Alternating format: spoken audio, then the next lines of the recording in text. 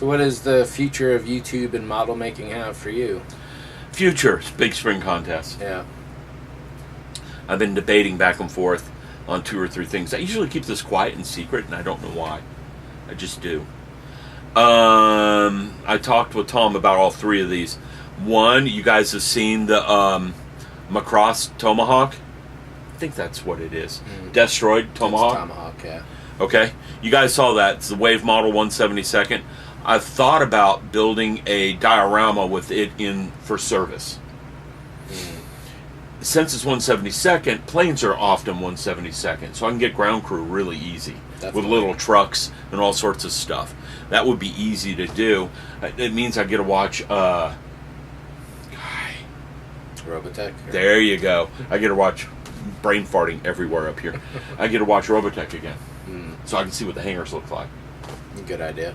Yeah. So that's one idea. The other idea is flying sub from Voyage to the Bottom of the Sea. Oh, right. And I could detail the interior. Nothing like that. That's what, an 18-inch or so? Or yeah, it's about like that. And it's got full interior like Jupiter 2 does. The only thing that stops me there is the reactor wall. It had rolling lights. The lights will go up from the bottom. Oh, okay. I was thinking it was on like a circle that was spinning. Right, but it was horizontal. Oh, okay. So the lights would move up. Okay. And I have no idea how to duplicate that. None. A lot of people just stick RGB LEDs in there, but it just never looks right. Especially when they do the slow blink and then click to the fast blink. Yeah.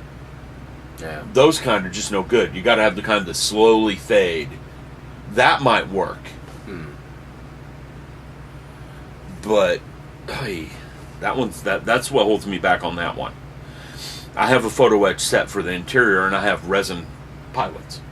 Figure painting, that's another thing that holds me back. Me too. I'm not a figure painter. Got to go to the painting clinic for that. Yeah. I've watched a lot of Tony's videos. The third thing I've thought about doing, and you guys just saw my out-of-box review that was hastily done and horribly done in my opinion. I just had little or no time. Wanted to get it up before I went on vacation because I always put a video up every Friday. Didn't have the Stormtrooper quite done, so I couldn't make a video of him. I made that video for a reason. I'm thinking of building a Dreadnought version of the 1701. It's not completely the same. The engineering hull has a different shape. The pylons are triangular instead of rectangular. So they're much bigger pylons to hold the engines in. The engineering hull is much smaller because it's a warship, not an exploration ship. It uses the same saucer, and that's it. I'm not so sure about that one. It's the one I'd like to do. There's a lot of challenges with it because that kit did not have windows for lighting the nacelles. And you're aware of that. You've built a few. So I'd have to cut out and put some sort of insert for lighting the nacelles. The second challenge is that surface. It's not smooth. And you'd have to fill it all in and do all sorts of other stuff, or I could lurk on eBay waiting for a smoothie kit and waiting for a smoothie kit and waiting for a smoothie kit and then spend $100 on it. I'm not going to spend $100 on that. There's no aftermarket saucer, and if there was, it'd be solid resin and you're not cutting it open to put lights in. Yeah, that's true. And that's the other problem is the engineering hull is solid resin. So is the neck. So lighting that neck is tough. Yeah, really because that neck is about as thick as my phone right here. It is not very thick. So you'd have to drill a very thin hole all the way through the neck to even think about getting an LED in there.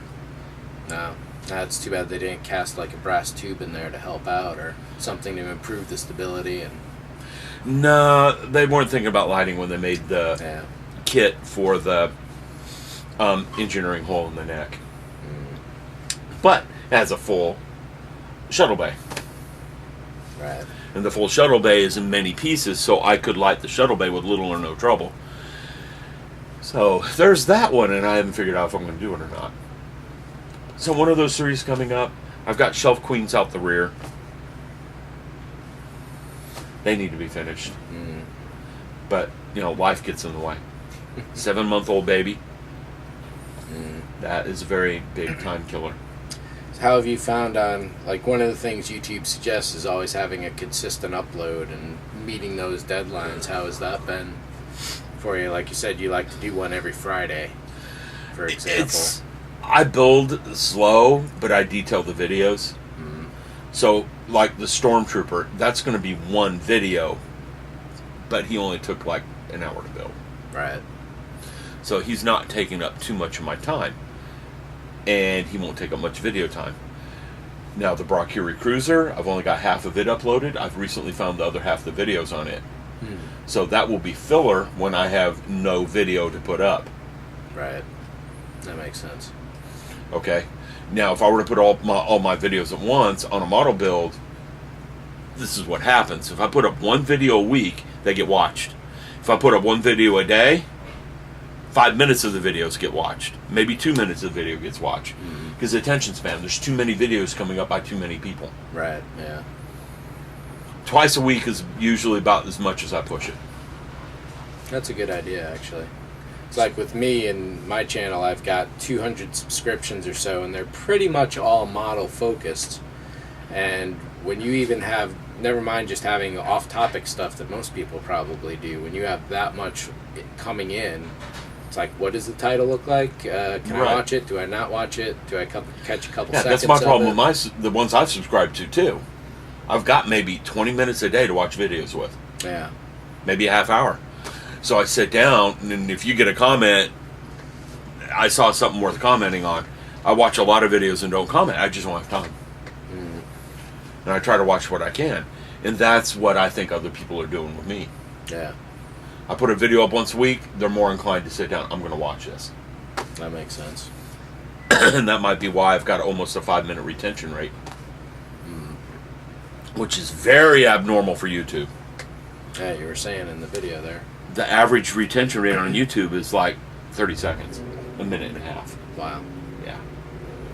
And here are a few YouTube channels that might interest you.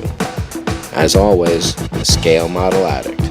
Scott Gervan brings you his own work, and the Scale Model Addict Forum and Scale Model Addict Magazine. Dr. Faust's The Painting Clinic. Check out Tony for miniatures and model painting. What time is it? It's cranky time. With his lab rat Ori assistant Igor, Dr. Cranky brings you the best in rats, rods, and rust. Steve Neal's Garage with Rosie the Wonder Dog, Mary, and Xena, featuring feature film props, restorations, and scale model artistry. Scott Alexander of Atomic City Models, specializing in 2001: A Space Odyssey model recreations and a few other notable genre pieces as well. Braddock 001, whether a 1-to-1 scale Borg sleep station, droids of any make or model, or even popular superhero armor or any kind of sculpture, look to Brad Carpenter to bring it. And for the trials, tribulations, and tales of my car Red 2 and its droid lemons, check in on Gears McTinkersome. Bad Grendels for fine model work, timer chips, and electronics knowledge. The ModelManTom channel would like to thank the following for their sponsorship. Elliot Brown of Kingston Vacuum Works, featuring Fedoratron.com and WarmPlastic.com. Lighting for extraordinary modelers, and vacuum-forming tables for designers, modelers, and engineers. Kingston Vacuum Works covers it all. Paul at thefiberopticstore.com, now presenting the beta version of its new site, thefiberopticprojects.com.